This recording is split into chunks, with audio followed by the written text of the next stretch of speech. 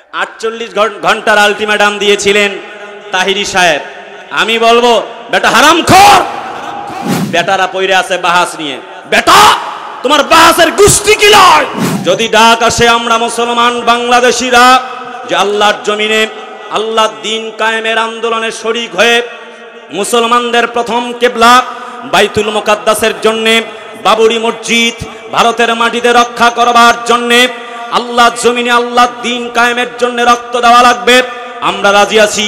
বাংলাদেশকে স্বাধীন করতে যেমন এক সাগর পরিমাণ রক্ত দেওয়া লাগছে লাল সবুজের পতাকার জন্য, আল্লাহর ঘর বাইতুল মুকাদ্দাসের জন্য, বাবরি ঘর মসজিদের জন্য, আল্লাহর নবীর ইজ্জত রক্ষা করণার্থে আল্লাহর কোরআনকে প্রসাব করতে চেয়েছে আসাদ নূর কুলাঙ্গারের বাচ্চা। আল্লাহর দ্বীন কোরআন আল্লাহর ইকামতের জন্য যদি জান আর মাল বাজি রেখে লড়াই করে ময়দানে ঝাঁপিয়ে পড়ে আল্লাহর দ্বীন কায়েমের জন্য জীবন দিয়ে শহীদ হয়ে স্ত্রীকে বেদবা করে সন্তানকে ইয়াতীম করতে আরেকবার যদি শহীদের নাজরানা ডাক আসে, আমরা শত হাজারো লক্ষ নির্ভীক সৈনিকতার দাবি নিয়ে হাজারো লক্ষ লাশের পাহাড়কে ডিঙিয়ে আল্লাহর জমিনে আল্লাহর দ্বীন কায়েমের জন্য আল্লাহর ঘরকে হেফাজতের জন্য জান আর মাল বাজি রেখে জীবন দেওয়ার জন্য জীবন কোরবানি করবার জন্য ইব্রাহিমের সন্তানেরা আমরা রাজি আছি একটি মুহূর্তের জন্য আল্লাহর জমিনে আল্লাহর দ্বীনকে আল্লাহর এই নবুয়তকে আল্লাহর জমিনে আল্লাহর দ্বীনকে মুছতে দিতে পারি না, পারি না, পারি না। আমি আপনাদেরকে কোরআনে কারীম থেকে কিছু কথা শোনাবো। আল্লাহ তাআলা বলছেন ফাযাক্কির বিল কোরআন, তোমরা কোরআন দিয়ে ওয়াজ করো। বক্তব্যটা আল্লাহ কয় না মোল্লায় কয়? আরে সকলে বলেন না, চিল্লায় বলেন, কে বলে? আমার ভাইয়ানা, আল্লাহ তাআলা বলেন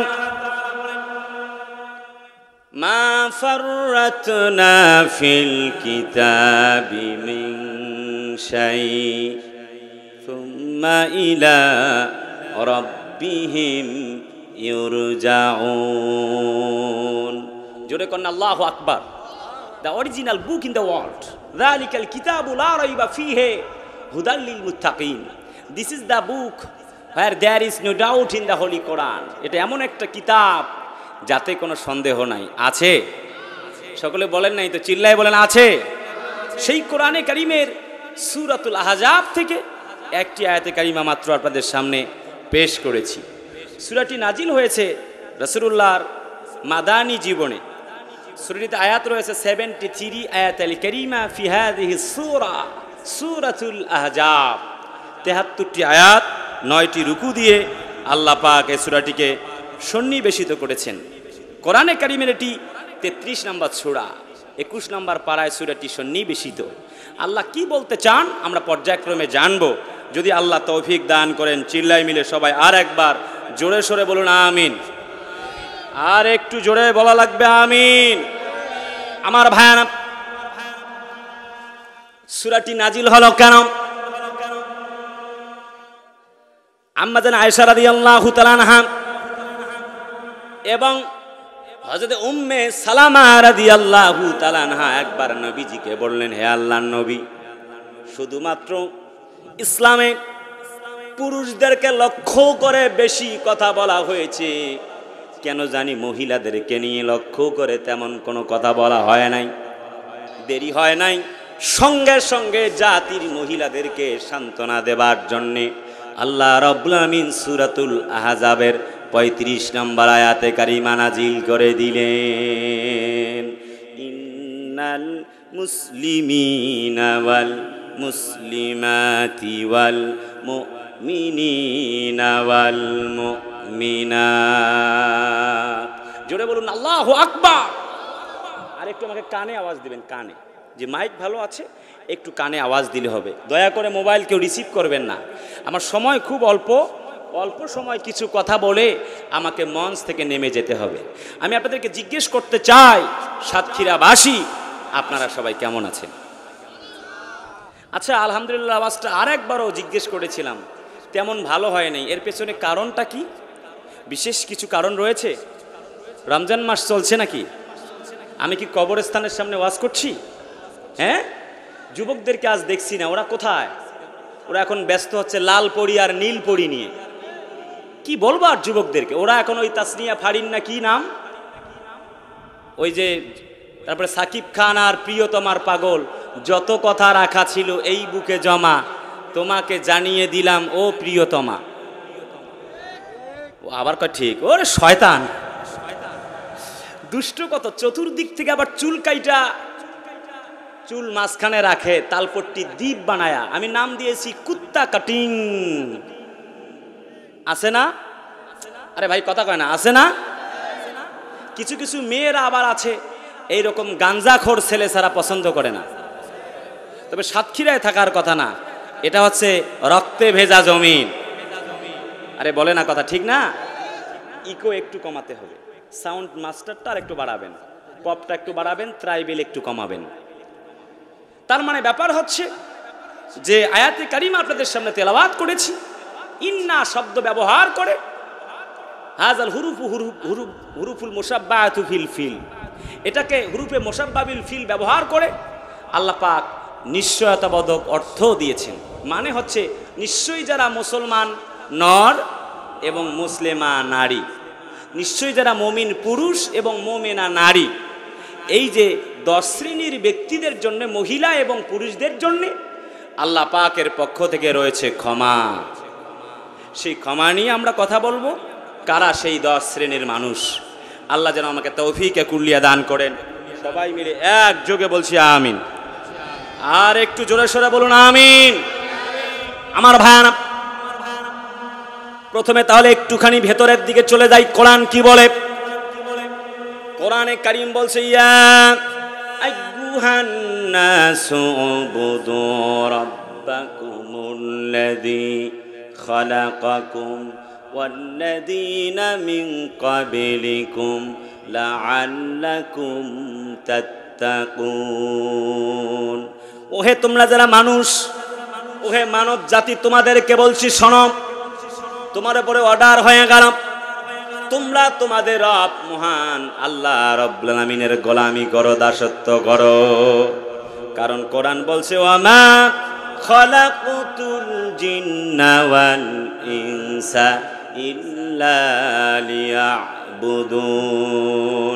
আমি জিন এবং ইনসানকে এই জন্য সৃষ্টি করেছি যাতে করে তারা কেবলমাত্র আমার গোলামি করে, আমার ছাড়া কারোর গোলামি চলবে না।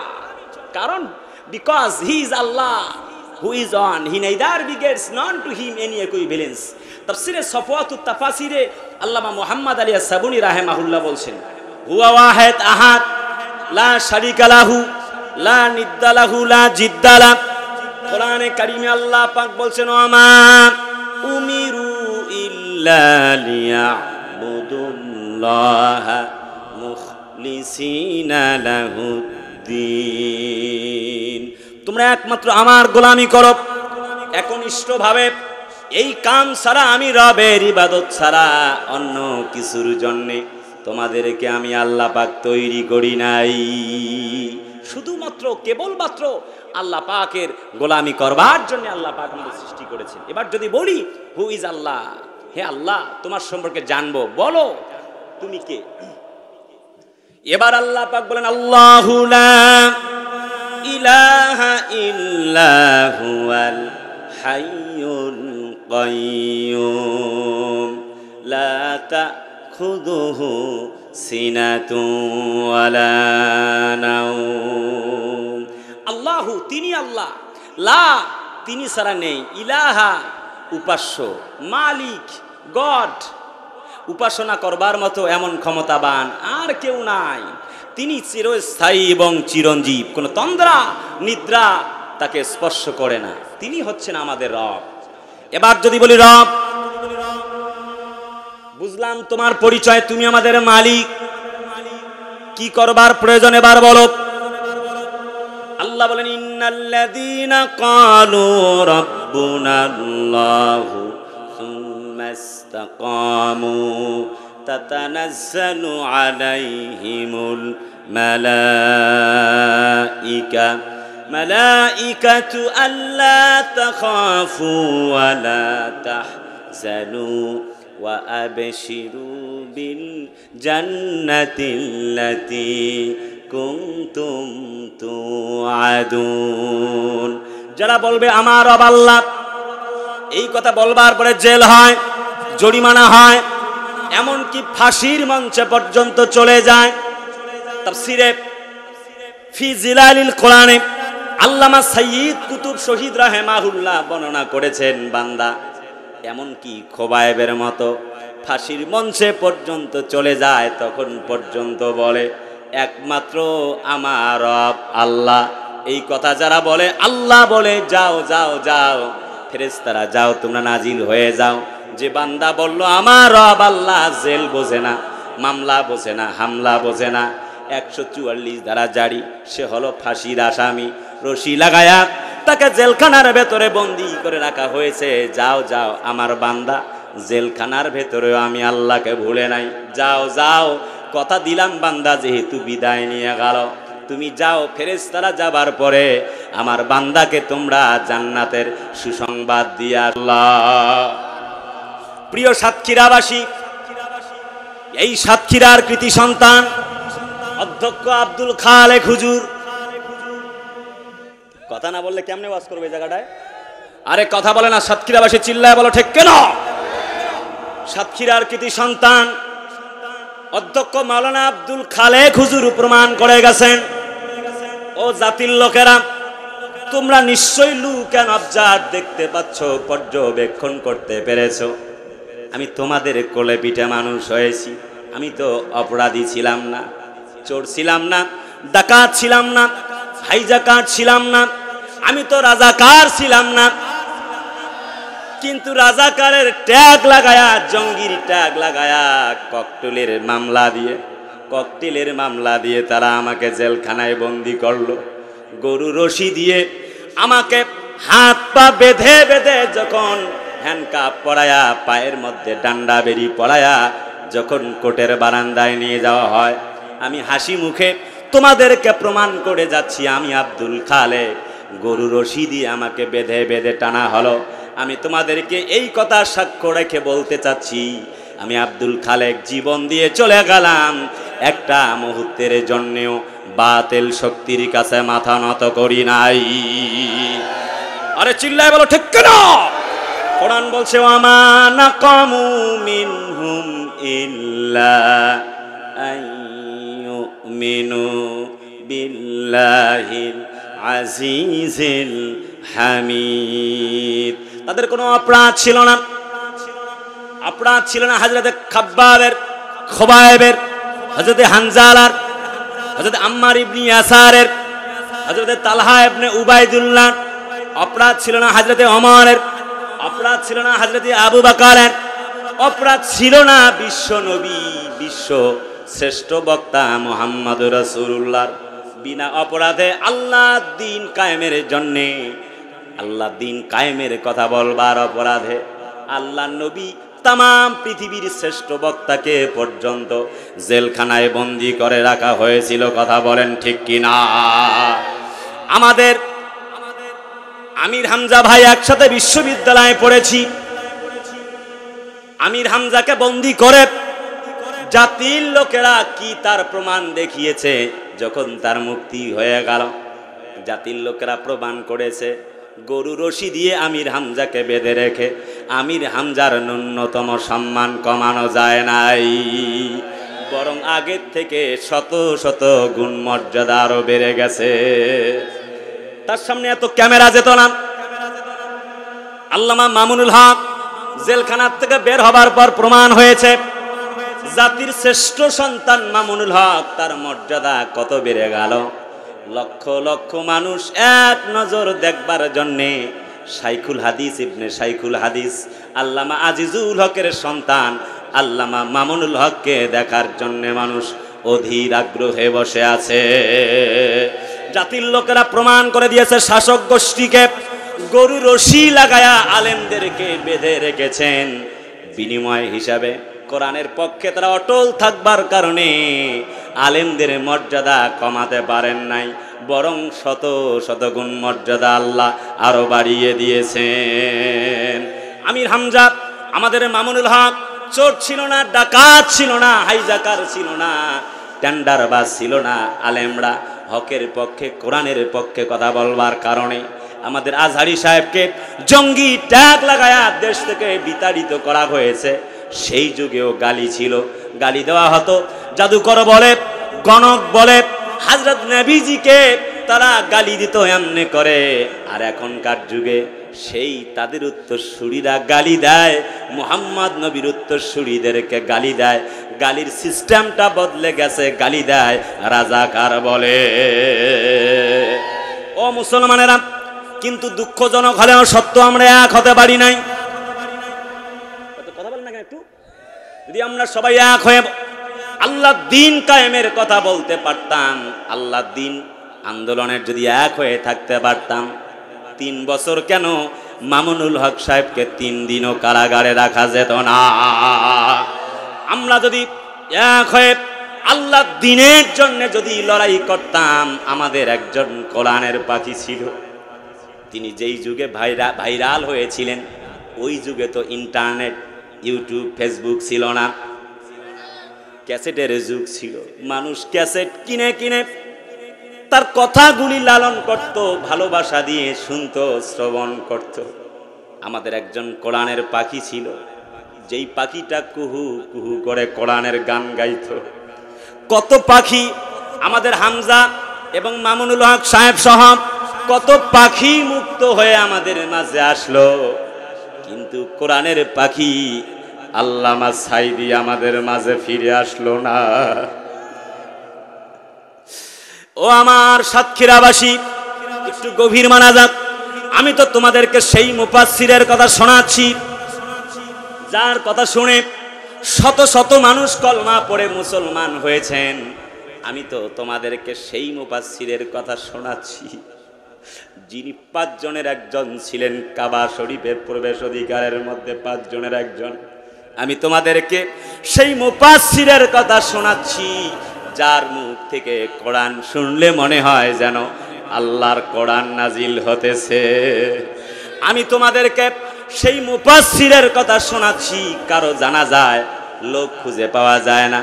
আমাদের কোরআনের পাখিটার জানাজা পড়ার জন্য শত শত মানুষ গুলি পর্যন্ত খেয়েছে, জানাজা থেকে পালিয়ে যায় না।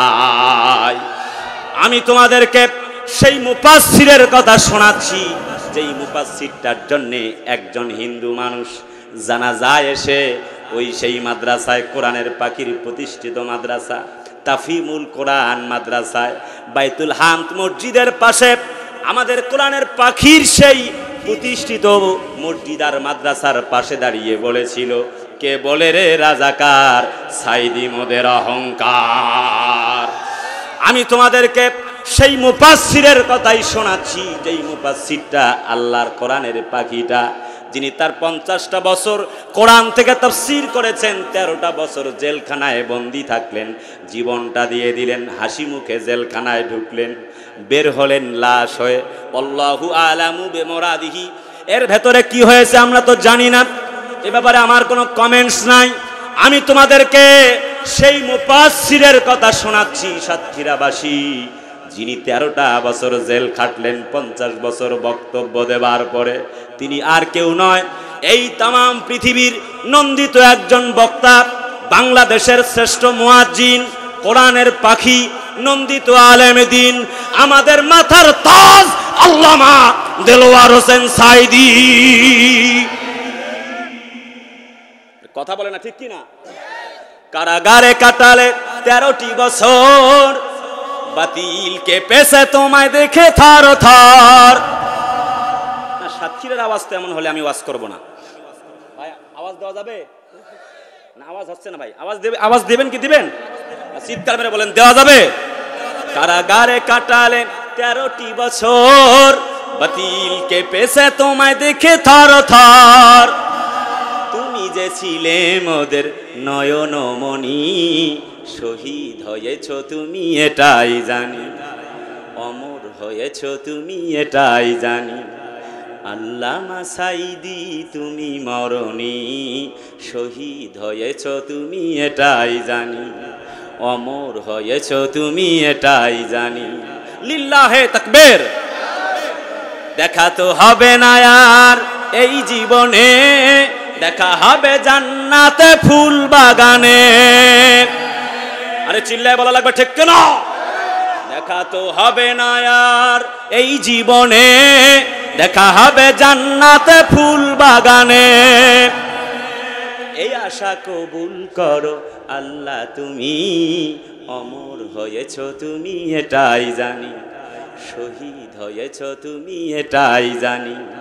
আল্লামা সাইদি তুমি মরণি, শহীদ হয়েছ তুমি এটাই জানি। নারায়ে তাকবীর। আমার ভাইরা, তার মানে এই মুফাসসিরদের কোনো অপরাধ ছিল না। আল্লাহ পাক বলছেন ইন্নাল্লাযীনা ফাতানুল মুমিনিনা ওয়াল মুমিনাতি সুম্মা লাম ইয়াতুবু ফালাহুম আযাবু জাহান্নামা ওয়া লাহুম আযাবুল হারিক। নিশ্চয় যারা মুমিন পুরুষ এবং মুমিনা নারীকে কষ্ট দেয়, হত্যা করে, কথা না বললে কেমনে বুঝবো?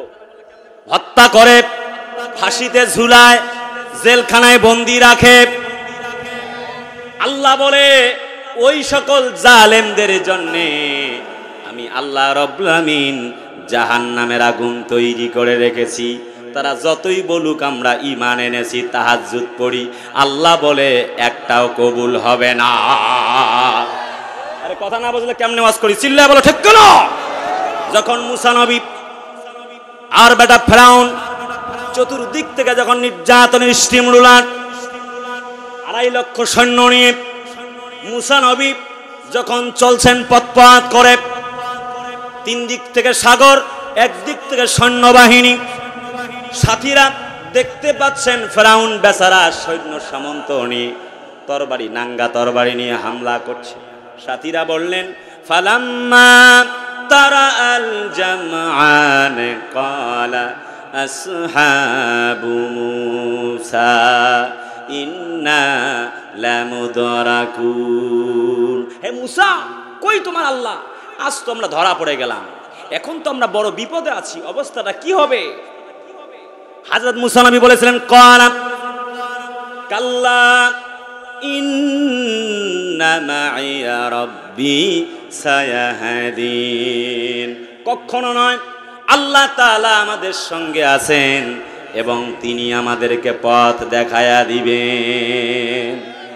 আজ আমাকে কোরআন থেকে কিছু হক কথা বলতেই হবে, যা আছে কপালে হবে কাল সকালে। আরে কথা বলে না কেন ঠিক কি না? কারণ বাঁচলে ওয়াজ করুম, না বাঁচলে দেখা হবে আল্লাহর জান্নাতে।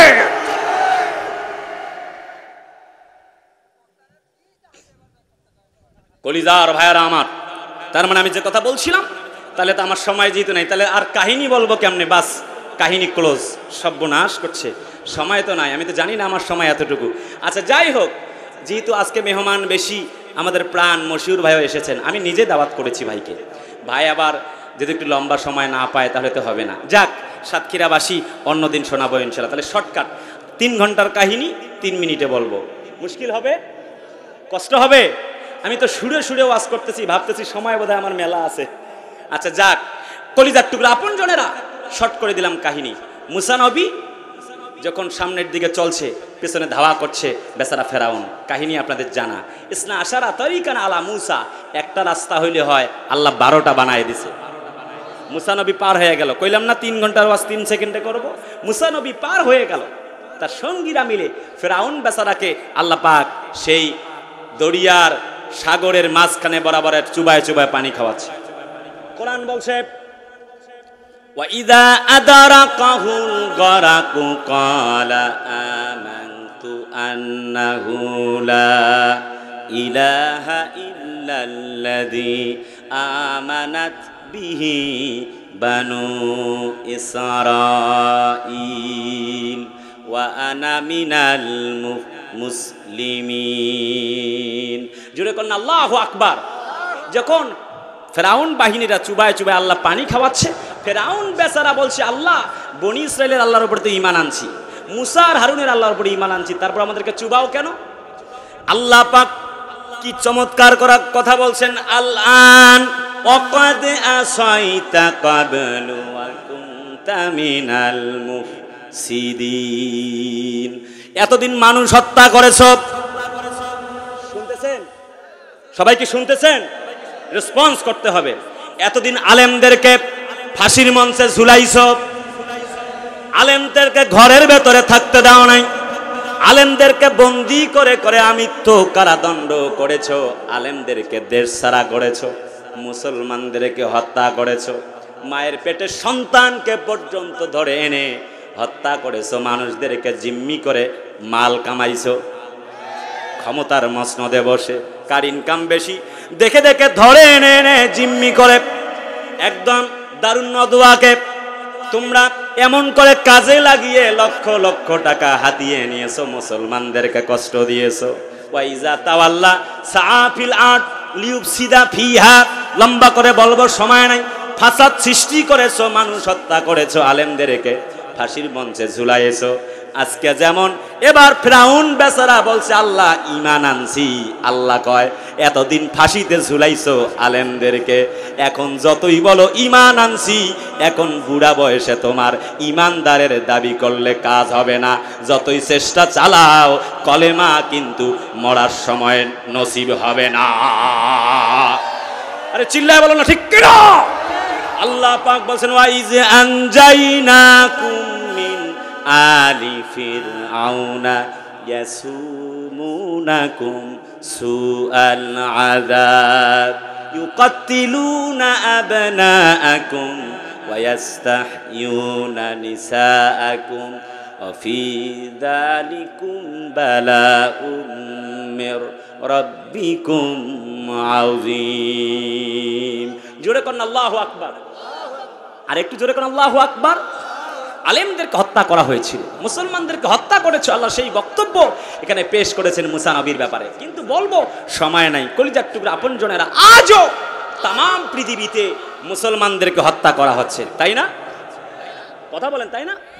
তাই তো কবিগুরু আল্লামা ইকবাল বলেন বাতিল সে দবনে ওয়ালে আয়া সেমা নেহি হাম, बातिल से दबने वाले आया सेमा नहीं हम,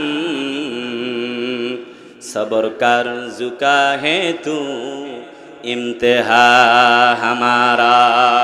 আবহমান কাল থেকে জাতির শ্রেষ্ঠ সন্তানেরা মায়ের খেয়েছে, আবু জেহেলের গোষ্ঠীরা বিরোধিতা করেছে, মুহাম্মদ এবং মুহাম্মদের উত্তরসূরিরাই জিতে গেছে, কিয়ামত পর্যন্ত বিরোধিতা চলবে, মুহাম্মদের উত্তরসূরিরাই জয়লাভ করবে। চিল্লায় বলেন ঠিক কিনা?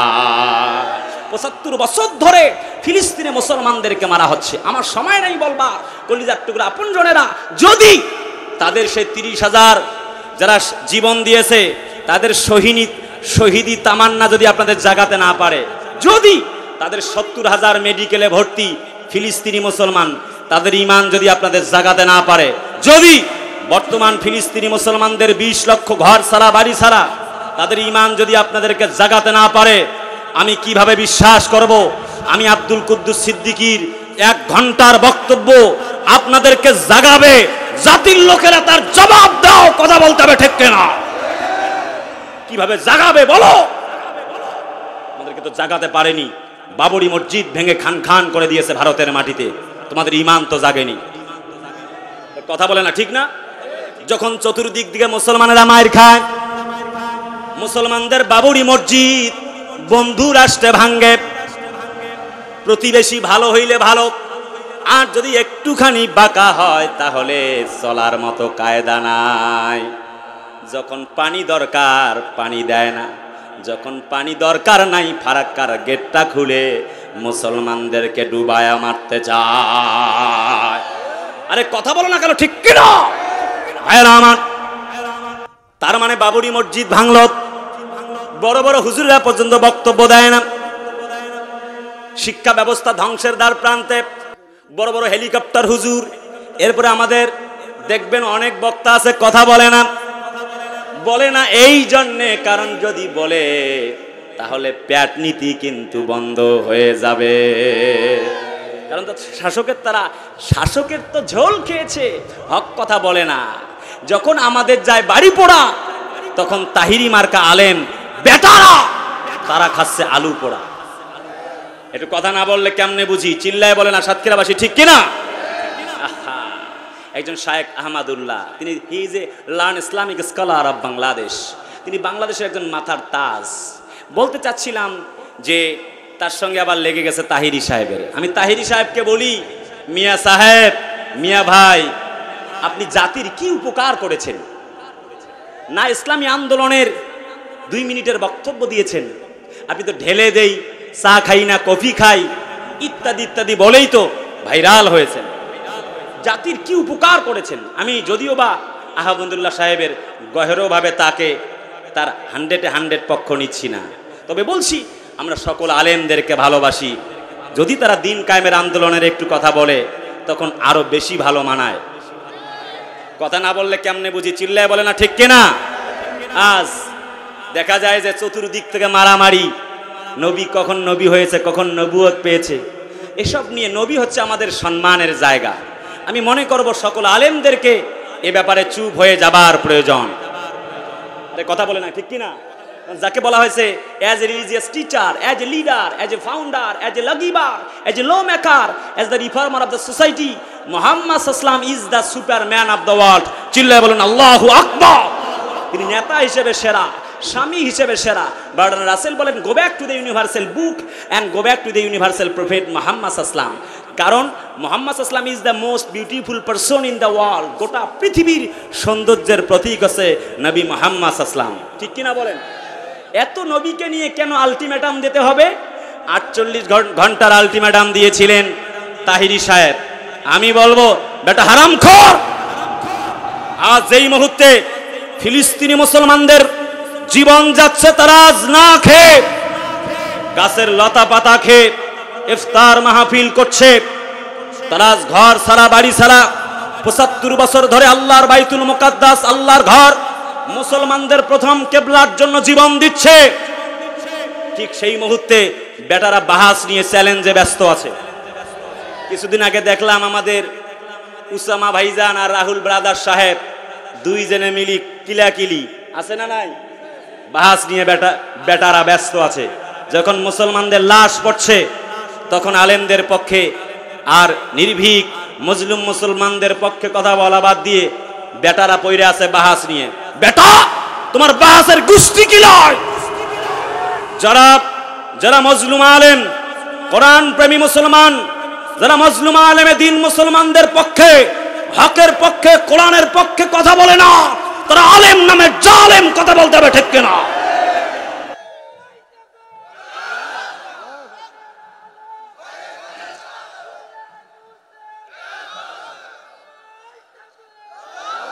ভাইয়ারা, সময় খুব অল্প, কলিজার টুকরা পঞ্জনেরা। তার মানে কে হালে হাদিস, কে সারসিনা, কে ফুরফুরা, কে চরমানাই, কে জামাত ইসলাম, কে হেফাজতে ইসলাম, সবাই মিলে যদি আমরা এক হয়ে একটা তাকবীরের আওয়াজ দিতে পারতাম, আমরা যেমনটি দেখেছি ইরান ড্রোন হামলা করেছে, তেমনি বা বাংলাদেশের নয় তামাম পৃথিবীর 57টি মুসলিম রাষ্ট্র যদি একবারে জেগে উঠত, আল্লাহর কসম বাতিল শক্তি পেছনের দরজা দিয়ে পালাবার সাহস পেত না। কিন্তু দুঃখজনক হলেও সত্য, বলবে কেমনে? অধিকাংশরাই ওই যে তাদের ঝোল খেয়েছে। সমস্ত বাতিল শক্তি এক হয়ে ইরানের বিপক্ষে কথা বলেছে, তাদের বিরুদ্ধে কিছু আইন জারি করেছে, কিন্তু 57টি মুসলমান রাষ্ট্র তারা ইরানের পক্ষে, ফিলিস্তিনি মুসলমানদের পক্ষে কথা বলে নাই। অধিকাংশ শাসকেরা মুনাফিক, তাগুত এবং আল্লাহর ইসলাম, আল্লাহর দ্বীন কায়েম হোক এটা চায় না, কথা বলতে হবে, ঠিক কিনা? রিয়াক হয়ে আল্লাহর দ্বীন কায়েমের আন্দোলনের পক্ষে আমরা আওয়াজ দিতে পারতাম। এই কোরআন তো শুধুমাত্র মা বাবা মারা গেলে খতমে কোরআন করে শুধুমাত্র বক্সায় দেব এই জন্য কোরআন আসেনি, বরং কোরআন এসেছিল মানুষদেরকে হুদা ওয়া রাহমা, মানুষদেরকে রহমত এবং জান্নাতের পথ দেখাবার জন্যে। এই কোরআনকে আঁকড়ে ধরে দলমত নির্বিশেষে সবাই মিলে যদি আমরা এক হতে পারতাম, তাহলে পরে আজ Chechnya, Bosnia, Syria, Bulgaria, Afghanistan, Pakistan, Uzbekistan, Myanmar সহ আজ কাশ্মীরের মুসলমানরা ভারতের জমিনে মার খায়। আমার বাংলার জমিনটাও মিনি ফিলিস্তিনের রূপ নিয়েছে। আজ তাম পৃথিবীতে মুসলমানরা মায়ের খেত না। ওই ফিলিস্তিনের মাটিকে দখল করে জেরুজালেমকে তারা যে রাজধানী বানাতে চায়, সকল মুসলমানরা যদি আমরা এক হতে পারতাম, জেরুজালেম ইসরায়েলের রাজধানী হতো না, বরং এই জেরুজালেম ইসরায়েলের কবরস্থান হয়ে যেত। কথা বলতে হবে ঠিক কিনা? যদি ডাক আসে আমরা মুসলমান বাংলাদেশিরা যে আল্লাহর জমিনে আল্লাহর দ্বীন কায়েমের আন্দোলনে শরীক হয়ে মুসলমানদের প্রথম কিবলা বাইতুল মুকাদ্দাসের জন্যে, বাবরি মসজিদ ভারতের মাটিতে রক্ষা করবার জন্যে, আল্লাহর জমিনে আল্লাহর দ্বীন কায়েমের জন্য রক্ত দেওয়া লাগবে, আমরা রাজি আছি। বাংলাদেশকে স্বাধীন করতে যেমন এক সাগর পরিমাণ রক্ত দেওয়া লাগছে লাল সবুজের পতাকার জন্যে, আল্লাহর ঘর বাইতুল মুকাদ্দাসের জন্যে, বাবরি ঘর মসজিদের জন্যে, আল্লাহর নবীর ইজ্জত রক্ষা করণার্থে, আল্লাহর কোরআনকে প্রসাব করতে চেয়েছে আসাদ নূর কুলাঙ্গারের বাচ্চা, আল্লাহর দ্বীন কোরআন আল্লাহর ইকামতের জন্যে যদি জান আর মাল বাজি রেখে লড়াই করে ময়দানে ঝাঁপিয়ে পড়ে, আল্লাহর দ্বীন কায়েমের জন্য জীবন দিয়ে শহীদ হয়ে স্ত্রীকে বেদবা করে সন্তানকে ইয়াতীম করতে আর একবার যদি শহীদের নাজরানা ডাক আসে, আমরা শত হাজারো লক্ষ নির্ভীক সৈনিকতার দাবি নিয়ে হাজারো লক্ষ লাশের পাহাড়কে ডিঙ্গিয়ে আল্লাহর জমিনে আল্লাহর দ্বীন কায়েমের জন্যে, আল্লাহর ঘরকে হেফাজতের জন্যে জান আর মাল বাজি রেখে জীবন দেওয়ার জন্যে, জীবন কোরবানি করবার জন্যে ইব্রাহিমের সন্তানেরা আমরা রাজি আছি একটি মুহূর্তের জন্যে আল্লাহর জমিনে আল্লাহর দ্বীনকে, আল্লাহর এই নবুয়তকে, আল্লাহর জমিনে আল্লাহর দ্বীনকে মুছতে দিতে পারি না, পারি না, পারি না। এই পক্ষে কারা কারা রাজি? দু হাত তুলে আল্লাহকে দেখান।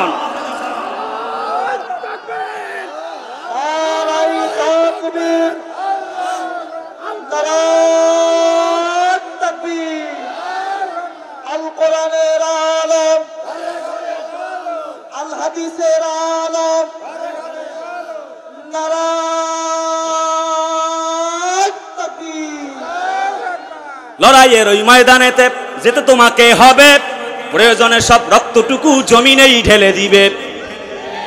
আরে কথা না বললে কেমনে বুঝি? চিল্লায় বলে ঠিক কিনা? লড়াইয়ের ওই ময়দানেতে যেতে তোমাকে হবে, প্রয়োজনে সব রক্তটুকু জমিনেই ঢেলে দিবে। তবুও তোমায় লড়তেই হবে, মানিবে না পরাজয়। তবুও তোমায় লড়তেই হবে, মানিবে না পরাজয়।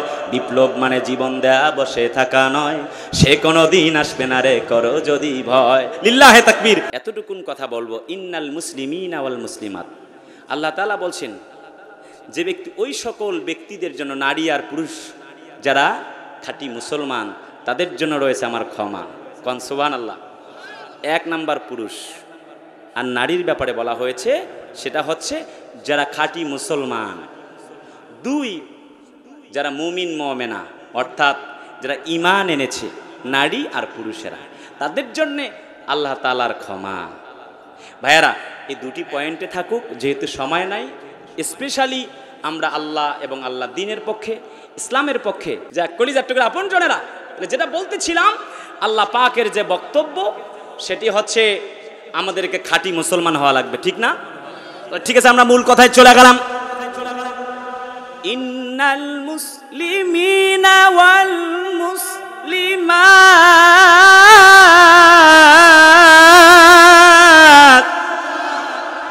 না আওয়াজ তো হলো না। লিল্লাহে তাকবীর। আর একটু জোরে, লিল্লাহে তাকবীর। ইন্নাল মুসলিমিনা ওয়াল মুসলিমাতি ওয়াল মুমিনিনা ওয়াল মুমিনাতি ওয়াল কানিতিনা ওয়াল কানিতাত।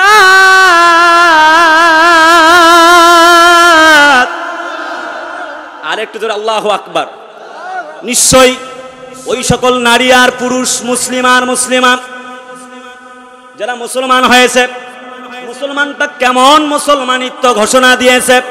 হযরত ইব্রাহিম নবীকে আল্লাহ পাক বললেন, আসলিম ইয়া ইব্রাহিম, ও ইব্রাহিম আত্মসমর্পণ করো। দেরি হলো না, আমি আলোচিত বিষয় থেকে আলোচনা শুরু করেছি। আল্লাহ পাকের নবী হযরত ইব্রাহিম আলাইহিস সালাতু ওয়াস সালাম গাছের ডাল কাটতেছিলেন, তিনি আর দেরি করলেন না, আল্লাহ পাকের জন্য নিজেকে সুপর্দ করলেন। তিনি বললেন ক্বালা আসলামতু লিরাব্বিল আলামিন, আল্লাহ হে রব আমি আত্মসমর্পণ করলাম। চিল্লায় কন্যা সুবহানাল্লাহ। আর একটু জোরে বলেন সুবহানাল্লাহ। এর নাম হচ্ছে ঈমান। কোরআনে কারিমে আল্লাহ পাক বলেন ইয়া আইয়ুহাল্লাযীনা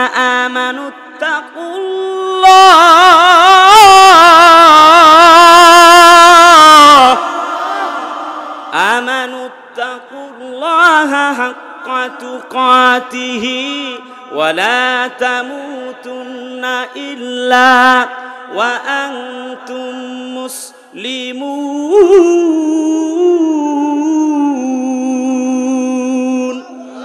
একটু জোরে বলেন আল্লাহু আকবার। আল্লাহ বলেন খবরদার তোমরা মুসলমান না হয়ে কবরে আসিও না। আমি আমার আলোচিত বিষয় থেকে আপনাদের সামনে কথা বলছি, গভীর মনোযোগ, সময় খুব অল্প, একবারে শর্ট টাইম কথা। দুই নাম্বার পয়েন্টে আল্লাহ পাক বলেন ওয়াল মুমিনিনা ওয়াল মুমিনাত। কন্যা আল্লাহু আকবার। ওই সকল নারী আর পুরুষ যারা মুমিন আর মুমিনা হয়েছে, আল্লাহ বলছে ঈমান আনো, ঈমান আনছে। সর্বপ্রথম নবীজি আমার সাফা পাহাড়ে দাঁড়িয়ে বলছে ও সাথীর লোকেরা সবাই হাজির হয়ে যাও। সবাই যখন হাজির হয়ে গেল কোরাইশবাসীরা, হযরত নবীজি বললেন আমি যদি তোমাদেরকে বলি ইন্না ফিল ওয়াদি খাইলান, আমি যদি বলি এই পাহাড়ের নিচে তোমাদের জন্য শত্রু বাহিনী অপেক্ষা করছে, তোমরা কি বিশ্বাস করবে নাকি? সাথীর লোকেরা বললেন নাম ইয়া মুহাম্মদ, বেটা মুহাম্মদ নিশ্চয়ই বিশ্বাস করব। নবীজি বললেন নাম্বার 2 ইজ, 2 নম্বর একটা কথা তোমাদেরকে বলি, যদি বলি কুলু লা ইলাহা ইল্লাল্লাহ তুফলিহুন, এক কলমা পড়ো, ঈমান আনো, আল্লাহ ছাড়া আর কোনো মালিকই নাই। নবীজি যখন বললেন মুমিন হও, ঈমান আনে যারা মুমিন তারা, তার মানে হচ্ছে ঈমান আনো, কলমা পড়ো, তখন বিরোধিতা শুরু হয়ে গেল। আবুল আহাব বলল তাব্বাল্লাকা ইয়া মুহাম্মদ, হে বেটা মুহাম্মদ এই কারণে ডাকছো, তুমি ধ্বংস হয়ে যাও। কলিজার টুকরা আপনজনেরা আজও আল্লাহর ইসলামের পক্ষে, কোরআনের পক্ষে ডাকে যারা, নবীর ওয়ারিস তারা। কথা না বললে কেমনে বুঝবো? আর নবীর ওয়ারিস যারা আজও নবীর মতো জেল খাটতেছে তারা। কয়েকজন মুফাসসির ছাড়া পেয়েছে, আরো অনেকে জেলখানায় বন্দী। বাংলার জমিনে সব কিছু চলে, অথচ ঢাকা বিশ্ববিদ্যালয়ের মাটিতে সালাতুল ইস্তিসকা, এটি আরবি শব্দ, বাংলা অর্থ হচ্ছে বৃষ্টি প্রার্থনার নামাজ, সে নামাজের অনুমতি মেলে না, অথচ এই মাটি খান দিয়েছে মুসলমানেরা। স্যার নবাব সলিমুল্লাহর এই মুসলমানদের পুণ্যভূমিতে ইফতার মাহফিলের অনুমতি দিবা না, জাতির লোকেরা বরদাস্ত করবে না, পিঠে চামড়া তুলে দেবে। আমরা দল আর মত বুঝি না, কে আওয়ামী লীগ, কে বিএনপি, কে জাতীয় পার্টি, কে হেফাজত ইসলাম, চরমনাই, জামাত ইসলাম বুঝি না, কলিজার ভাইয়েরা আমার। কিন্তু আল্লাহর এই জমিনে, এই জমিনটা আছে শাহজালালের জমিন, শাহপরানের জমিন, শাহ মাকদুমের জমিন, কারামাত আলী জনপুরীর জমিন, খান জাহান আলীর জমিন।